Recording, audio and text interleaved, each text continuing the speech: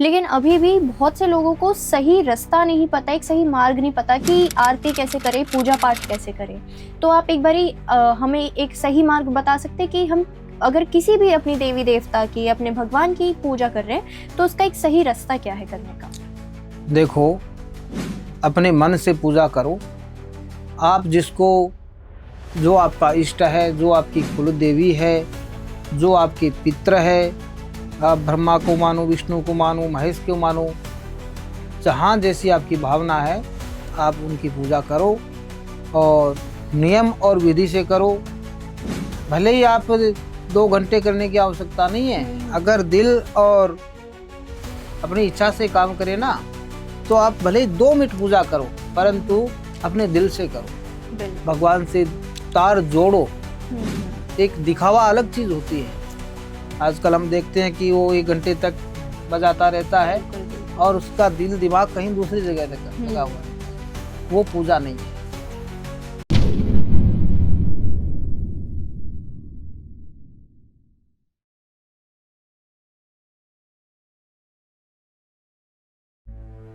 जिंदगी के कुछ सवाल जो हम किसी से कह नहीं पाते, चाहे वो प्यार हो जो समझ नहीं आता, करियर जो रुक सा गया हो, हेल्थ हो जो मन को थका दे, या बिजनेस जो डायरेक्शन मांगता हो।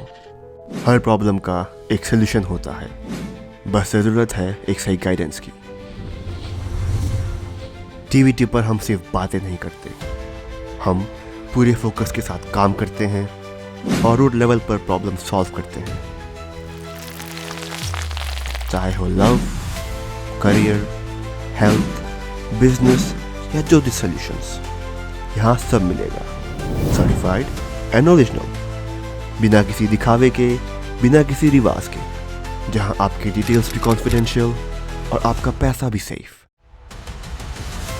ये सिर्फ एक प्लेटफॉर्म नहीं, ये एक सेफ स्पेस है, सच बोलने का, समझने का और आगे बढ़ने का। तो आइए जुड़ते हैं टीवीटी के साथ, जहां सॉल्यूशन सिर्फ प्रॉमिस नहीं, एक्सपीरियंस होता है। राधे राधे आप सभी को, और एक बार फिर से आपका स्वागत है हमारे टीवीटी चैनल पर। तो आज एक बार फिर से हमारे साथ हमारे स्पेशल गेस्ट रुद्रा अघोरी जी जुड़ चुके हैं, और आज की जो हमारी वीडियो होने वाली है ये बहुत ही ज़्यादा स्पेशल होने वाली है। स्पेशल इसलिए क्योंकि आज का हमारा जो वीडियो है, जो पॉडकास्ट वीडियो है, ये पूरा आध्यात्मिक तौर के ऊपर है कि क्या सच में हनुमान जी हैं। सच में अगर आप जय श्री राम का जप करने लगेंगे तो क्या सच में हनुमान जी आपके सामने आएंगे। और जैसे हम अपने भोले बाबा की बात करें या जितने भी हम अपने भगवान की, कुल देवी देवताओं की बात करें, तो सबके बारे में आज आपको पता चलेगा हमारे इस वीडियो के जरिए। तो अंत तक ज़रूर बने रहें। नमस्कार अघोरी जी। नमस्कार, राधे राधे, जय हनुमान, जय महाकाल। तो अघोरी जी, जैसे आप हमारे पास पहले भी बहुत बार आ चुके हैं, अभी हाल फिलहाल में हमने एक वीडियो भी करी है। अब इस वीडियो में मैं आपसे ये जानना चाहूँगी, मतलब इसको हम थोड़ा आध्यात्मिक तौर से लेकर चलते हैं। हाँ, तो जैसे कि हमारी बात हुई थी हनुमान जी के ऊपर, तो आजकल ना हम लोग ये चीज़ बहुत देख रहे हैं कि हनुमान जी का एक ऐसी गुफा है जहाँ पे आपको हनुमान जी बैठे हुए दिखेंगे और जय श्री राम का जप आपको दिखेगा ही दिखेगा। तो क्या ये सच है? बिल्कुल सत्य है, बिल्कुल सत्य है। राम जी के बिना तो हनुमान जी का कोई मतलब ही नहीं है। बिल्कुल बिल्कुल। रामदूत अतुलित धानम धामम हेम शैलावदेहम धनुज्वर कृशानु ज्ञानी नाम अग्रगण्यम।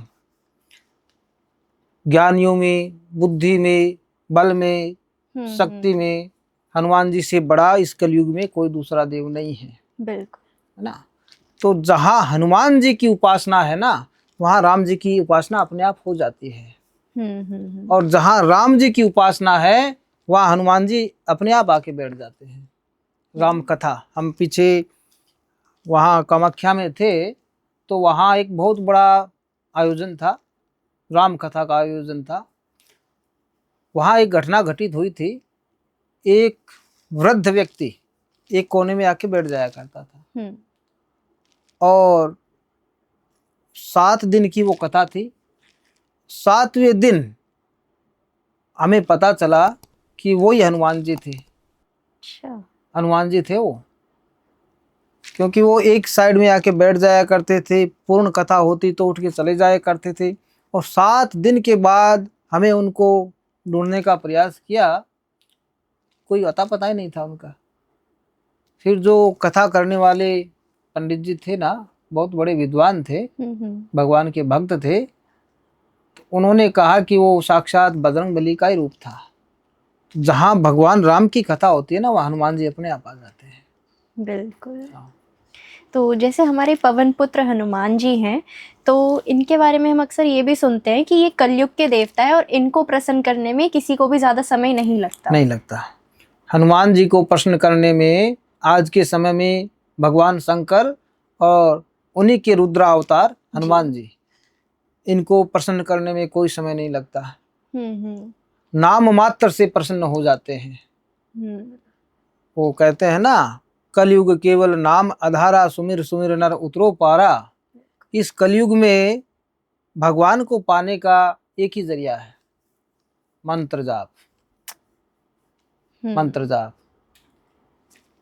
आपका जो इष्ट है आप उसको जपो। हमारे प्रेमानंद जी महाराज कहा करते हैं ना, राधा राधा राधा राधा राधा राधा। उनका मन राधा में है, राधा में भगवान दिखते हैं। आपको हनुमान जी में दिखते हैं, हमको भगवान भोलेनाथ में दिखते हैं। सब है तो एक ही ना, बिल्कुल अलग तो नहीं है ना। अलग तो हम देखने वाले अलग हैं, वो तो एक ही है, उनके अवतार अलग हैं, बाकी एक ही चीज है। इसलिए नाम सुमिरन में बहुत बड़ा प्रभाव है। इस कलयुग में नाम से बड़ा कुछ नहीं है, और नाम से ही साधनाएं प्राप्त की जा सकती है। और हमने दूसरे की बात हम नहीं करेंगे, हम तो अपनी बात करेंगे। जो सच है वो करेंगे जी। साच बराबर ताप नहीं, झूठ बराबर पाप। और जाके हृदय साच है ताकि हृदय आप। झूठ बोलना इस कलयुग में सबसे बड़ा पाप है, और सच्चाई से बड़ा कोई धर्म नहीं है। हमने मंत्र जाप से, हम आपको बता रहे थे कि मंत्र जाप से हमने जो सिद्धियां प्राप्त कर रखी है ना, ये सब मंत्रों के जाप से ही कर रखी है। नाम जाप, मंत्र जाप में इतनी शक्ति है कि आप पूछो मत। हम पिछली बार आपको आए थे तो वो मंत्र हमने आपको सुनाया था ना, वो साबर मंत्र है। उस मंत्र के लिए हमने 1.25 करोड़ भगवान शंकर के जाप किए थे, माँ भगवती के जाप किए थे। 1.25 करोड़। 1.25 करोड़ कोई कम नहीं होता है, बहुत ज्यादा होता है। 1.25 करोड़ जाप करने में हमें कम से कम 11 साल का समय लग गया था। ऐसे नहीं होता है वो अपनी मर्जी से, उसका भी एक नियम होता है, विधान होता है। उस नियम के अनुसार हमने 1.25 करोड़ मंत्रों का जाप किया, तब जाकर के वो हमारा साबर मंत्र सिद्ध हुआ था। कौन सा मंत्र है? वही मंत्र जो हमने आपको पिछली बार सुनाया था। बिल्कुल। और उस मंत्र की बदौलत ही हमारा ये जो आप देख रहे हैं ना, इतने लोगों का जुड़ना, उनका काम बनना, उनकी आस्था को बनाए रखना, ये उस मंत्र के द्वारा ही सब करते हैं। वशीकरण का ये मंत्र है, ये बहुत कम लोग जानते हैं। वशीकरण तो आजकल आप देखते हैं कि बहुत सारे लोग करते हैं, परंतु वो मंत्र कोई सिद्ध नहीं कर पाया आज तक। आज तक कोई सिद्ध नहीं कर पाया। गुरु की शक्ति और भगवान के आशीर्वाद के बिना ये चीजें सिद्ध नहीं की जा सकती। हम आपको एक बार फिर वो मंत्र सुनाना चाहेंगे। बिल्कुल। वशीकरण का मंत्र है। जी। अगर किसी व्यक्ति के ऊपर वशीकरण करना है, स्त्री हो पुरुष हो, तो उसकी तस्वीर को लेकर के, उस तस्वीर को पुतले पे लगा करके और ऐसे हाथ में लेकर के, और वो फिर मंत्र बोला जाता है, सिद्ध किया हुआ मंत्र जी। ओम जय महाकाली के पुत्र कंकाला भैरू, मेरा भेजा काम न करी गुरु गोरखनाथ की आन। और जल की जोगणी पताल की नार, जिस पर भेजू उस पर लाग। सोते सुख ना बैठे सुख, मेरी बांझी छूटे दे बाबा। नार सिंह की आन, शब्द साचा पिंड काचा। फुरु मंत्र ईश्वर वाचा, मेरे गुरु का मंत्र साचा। अजर की नार बज्र का ताला, जहां बसे मोहम्मद रसू रखवाला। 52 भैरव 64 योगिनी, 56 करवा की आन। और गुरु गोरखनाथ की आन, मेरे गुरु गोरखनाथ की आन उस पे लगाई जाती है। और फिर उसका प्रयोग करके हम ये जो वशीकरण करते हैं ना, ये 1001% गारंटी से काम करता है। चाहे वशीकरण हो, चाहे बंधन हो, चाहे मारण क्रिया हो, चाहे कुछ भी हो, ये साबर मंत्र हमारा काम करता है। अच्छा। और ये मंत्रों के द्वारा ही सिद्ध किया गया है हमारा। आपने सवाल किया था कि नाम जप की महिमा, तो नाम जप की महिमा इतनी है कि आप पूछो मत। बिल्कुल बिल्कुल। तो अघोरी जी, जैसे कि आपने साबर मंत्र में ही गुरु गोरखनाथ जी का भी उल्लेख करा है और गुरु गोरखनाथ जी के बारे में मैंने खुद बहुत ज़्यादा पढ़ा है, तो एक बारी आप उनकी छोटी सी छवि हमारे ऑडियंस को बता सकते हैं कि गुरु गोरखनाथ जी से कैसे मतलब सारे तंत्र मंत्र का आविष्कार हुआ? देखो, माँ कामाख्या, तंत्र मंत्र का इस पृथ्वी पे उद्धारण कहाँ से हुआ था, जन्म कहाँ हुआ था? तंत्र मंत्र का जन्म। जहाँ से ये चीजें शुरू होती है ना, वो माँ कामाख्या का द्वार है। और वही माँ कामाख्या के द्वार में ही सबसे पहले जो हमारे सिद्ध पुरुष हुए थे, गुरु गोरखनाथ, गुरु गोरखनाथ जी महाराज जो है ना, सबसे बड़े सबसे पहले सिद्ध पुरुष हुए थे। माँ कामाख्या की साधना सबसे पहले किसने करी थी? गुरु गोरखनाथ ने करी थी। इसीलिए ये तंत्र की जो शक्तियों का जो बीज मंत्र का उच्चारण होता है ना, इसमें गुरु गोरखनाथ का नाम आता है, क्योंकि शुरुआत वहीं से हुई है ना। और आज भी माँ कामाख्या का स्थान, माँ तारा का स्थान, माँ कलकत्ते वाली कालका का स्थान, वो 52 जो घाट है ना हिंदुस्तान में, 52 सिद्ध जगह, उनमें से वो चीजें गिनी जाती है। और आज भी जो सच्ची श्रद्धा से, विश्वास से, भाव से, अपने ईमान और धर्म से लोग आते हैं और उसी ईमान धर्म से हम क्रिया करते हैं माँ कामाख्या का, बाबा वो गोरखनाथ का नाम लेकर के, तो वो सिद्ध होती है।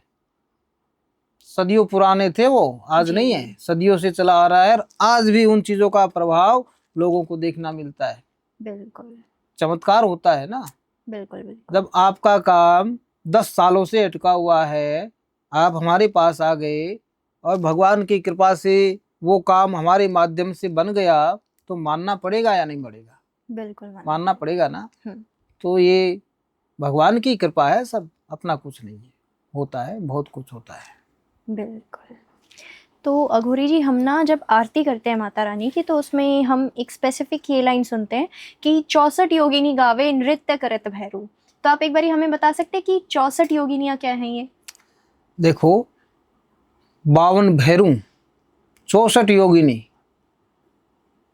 64 योगिनी का इसमें बहुत बड़ा महत्व है। अभी हमने जो आपको मंत्र सुनाया था उसमें भी इस चीजों का उल्लेख था। बिल्कुल। और माँ भगवती की आरती करते हैं तो उसमें भी ये उल्लेख आता है। तो ये 64 योगिनी माँ भगवती की सबसे बड़ी साधना करने वाले देवियां थी। और जो सबसे बड़ी साधना करने वाले जो लोग होते हैं, उनको देखो हम याद करते हैं, पूजते हैं। तो 52 भैरू माँ भगवती के जो पुत्र है, कंकाला भैरू, गौरा भैरू, ये नाना प्रकार के नाम होते हैं। तो 52 भैरू और 64 योगिनी ये माँ भगवती के ही अंश है। तो अघोरी जी, जैसे जब अब तो मतलब नवरात्रि चले ही गए हैं, लेकिन अब जब नवरात्रि आएंगे तो इसमें माता की चौकी रखी जाती है। तो आप एक बारी बता सकते हैं कि चौकी क्या होती है और इसको किस प्रकार से रखा जाता है? बहुत अच्छी बात करी है आपने। चौकी का आज तक हम बहुत सी जगह गए हैं, हमारे साथ ऐसा प्रश्न किसी ने नहीं किया, आपने पहली बार किया है। चौकी, देखो माँ भगवती के नाम से चौकी रखी जाती है जी। हम जब तंत्र की क्रिया करते हैं ना, चाहे किसी भी प्रकार की हो, चाहे वशीकरण हो, चाहे बंधन हो, चाहे किया कराया हो, चाहे उतारे की क्रिया हो, चाहे कुछ भी हो, हम जब ये क्रियाएं करते हैं, व्यक्ति हमारे पास आता है विश्वास भाव लेके और हम उसके कहने से ये जो क्रियाएं करते हैं, तो इन क्रियाओं में अगर कोई बाधा आती है, क्योंकि सामने वाला व्यक्ति अगर शुरुआत में हमारे पास आ जाता है तो एक ही बार में काम बन जाता है। और अगर वो 2-5 जगह भटक लिया है, किसी से कुछ करवा लिया है, करने वाले ने गलत कर दिया है, तो ऐसे केस में चौकियां रखी जाती है। हम खुद रखते हैं। अभी पिछले दिनों की बात है, एक बहन आई थी हरियाणा से। वो कह रहे थे कि बाबा जी हमने बहुत सारा काम करवाया, अब हमारी हिम्मत हार गई है, अब हमें इन चीज़ों पे विश्वास नहीं रहा, ऐसा बोला उसने। तो हमने कहा भाई क्या काम करवाया, ऐसा कौन सा काम है जो तुमने करवाया और कोई कर ही नहीं सका, ऐसा तो कोई काम ही नहीं है दुनिया में। तो उसने बताया था मेरे को कि हमने इतना पैसा लगा दिया, लाखों रुपए लगा दिए, अभी तक मेरा काम हुआ ही नहीं, अब हम विश्वास कैसे करें। तो फिर मैंने चौकी रखी माँ भगवती के नाम से। 3 प्रकार की चौकियाँ होती है, एक तो होती है तांबे की चौकी, एक होती है चांदी की चौकी और एक होती है स्वर्ण की चौकी।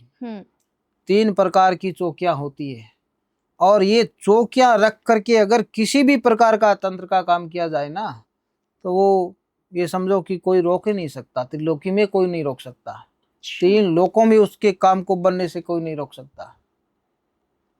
अब आजकल स्वर्ण की चौकी तो देखो कोई व्यक्ति सक्षम है, कोई नहीं है, बिल्कुल। परंतु चांदी की चौकी और तांबे की चौकी तो हम रोज रखते हैं, क्योंकि लोग आते हैं हमारे पास। जी जी। तो तांबे की चौकी रखी जाती है और स्वर्ण की चौकी भी रखी जाती है।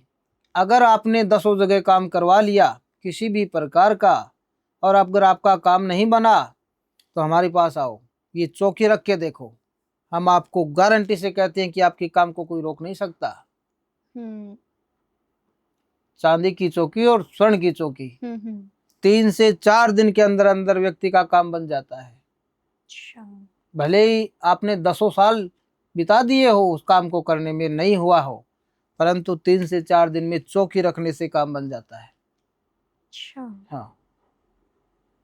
तो अघोरी जी, जैसे आजकल हम लोग देख रहे हैं कि लोग ज़्यादातर आध्यात्मिकता की ओर बढ़ रहे हैं, पूजा पाठ कर रहे हैं, लेकिन अभी भी बहुत से लोगों को सही रास्ता नहीं पता, एक सही मार्ग नहीं पता कि आरती कैसे करें, पूजा पाठ कैसे करें।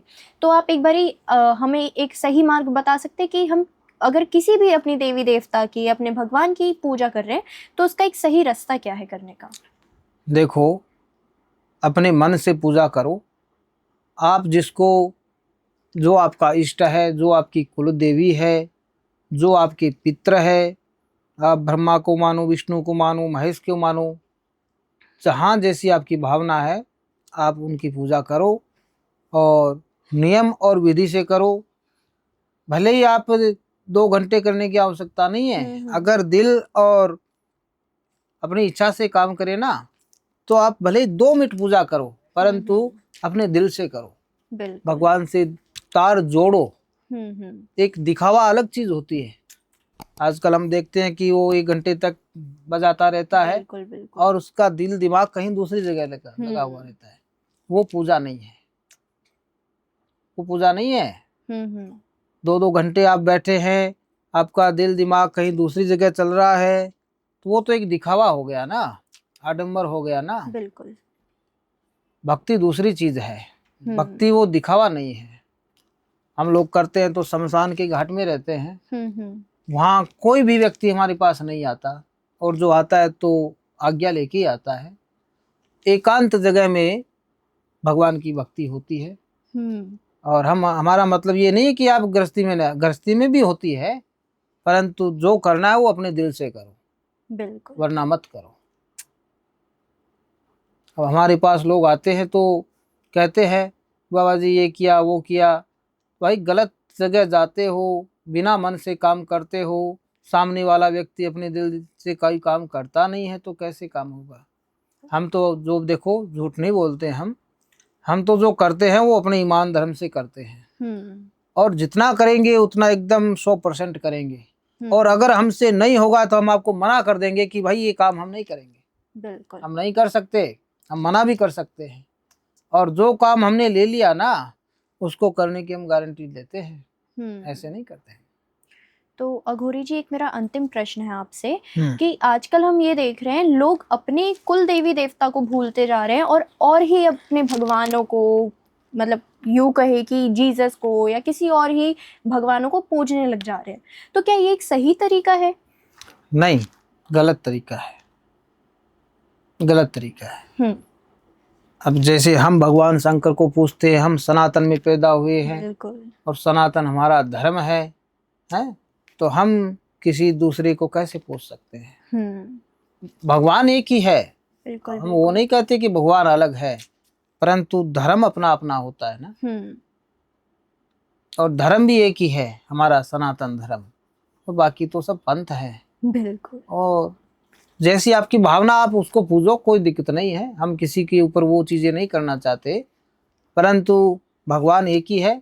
आप अल्लाह का हो, जीसस का हो, खुदा का हो, भगवान का हो, सब एक ही है। बिल्कुल। दिल से पूजो, और जो दिल से पूजता है भगवान उसका सहयोग करता है।